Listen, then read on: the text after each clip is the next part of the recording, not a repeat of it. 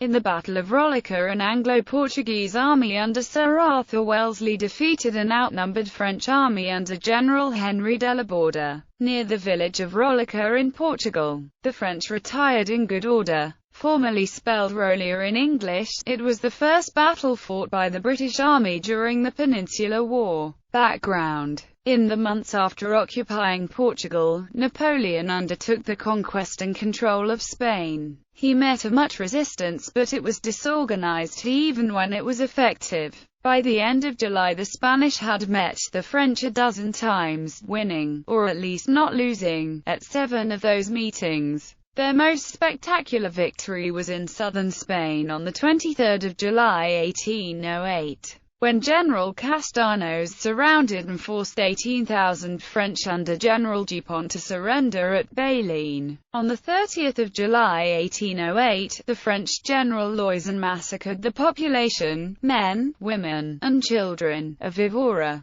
Both of these events were to have an effect on the future of each nation's relationships with British troops. On the same day, Wellesley received a letter from Viscount Castlereagh, the Secretary of War. It informed Wellesley that General Jean Andoche Junot forces numbered more than 25,000. Castlereagh forwarded his plans to augment the British Army in Portugal by another 15,000 men. General Sir John Moore was to arrive with an army from Sweden, and another force would be forwarded from Gibraltar. The command of this larger force would pass to Sir Hugh Dalrymple. Dalrymple would be seconded by Sir Harry Burrard, attended by 5 other generals, all senior to Wellesley. The ambitious General Wellesley hoped to make something happen during the time he still commanded the army in Portugal. On the 30th of July 1808, General Wellesley re-met Admiral Cotton's convoy with Wellesley's troops at Mondego Bay. Wellesley chose this as his landing point because students from Coimbra University had seized the fort, making this a safer landing than any place nearer Lisbon. The disembarking of Wellesley's original 9,000 troops and supplies with the 5,000 they met off Portugal lasted from 1 to 8 August. Some landing craft capsized in the rough surf, making the first British casualties in the peninsula victims of drowning.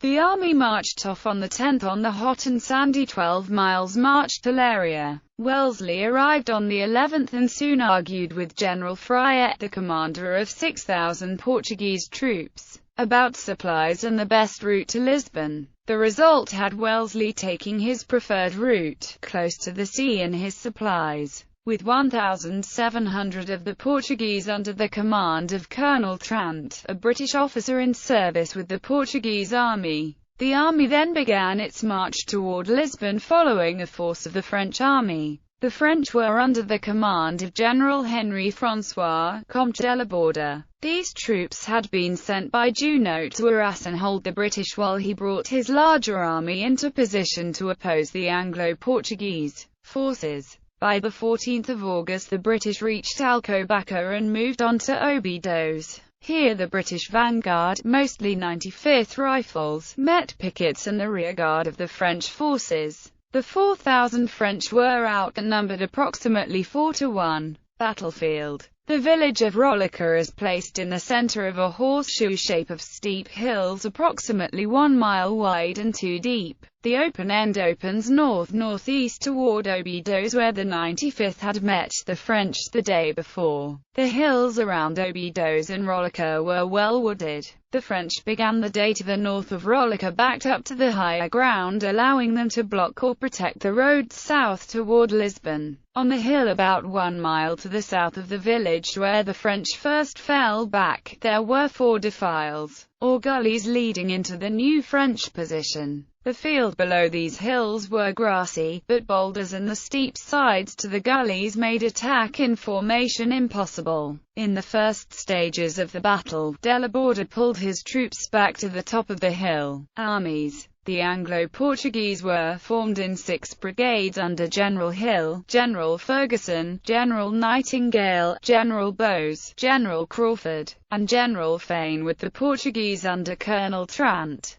Colonel Trant with the Portuguese and 50 cavalry formed the right and were to turn the French left. Generals Ferguson and Bowes with 3 companies of riflemen and some light artillery were to force the French right and hold against the possible arrival of French General Lawson, General Hill and Generals Nightingale, Crawford, Fane with the remaining Portuguese, and the rest of the guns and cavalry were to push the centre. The French were under Delaborde, consisting of 5 battalions, including 1 Swiss, and 5 guns. Battle. Wellesley arrived at Obidos on the 16th of August and moved toward Roliça on the following day. At the beginning of the battle, Delaborde occupied a position to the north-northwest of the village of Roliça. Wellesley attempted to maneuver his forces into a double enclosure, moving to each flank of the French position. This could be attempted since the Anglo-Portuguese army outnumbered the French forces present by over 3 to 1.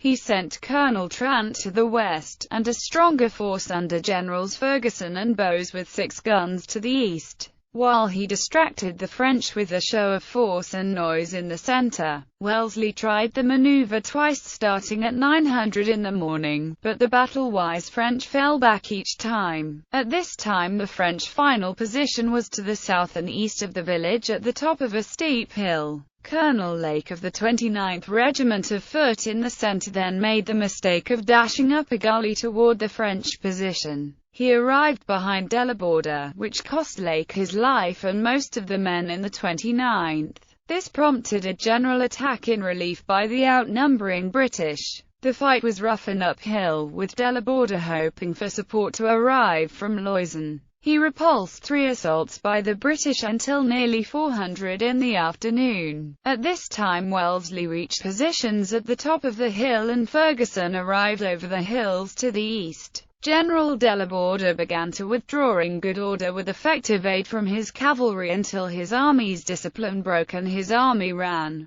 Without British cavalry to press the pursuit, they successfully withdrew to Montachic near Torres Vedras. Aftermath. The Anglo-Portuguese won with 487 casualties, over half that number from the precipitate 29th. The French lost 700 men and 3 of their 5 guns. General Delaborde himself was wounded. The following day Wellesley found that the 4,000 additional British troops had arrived from England and were off the coast. He marched his men to cover the disembarkation rather than follow Delaborde. 4 days later they would be attacked again and the Battle of Vimeiro would ensue.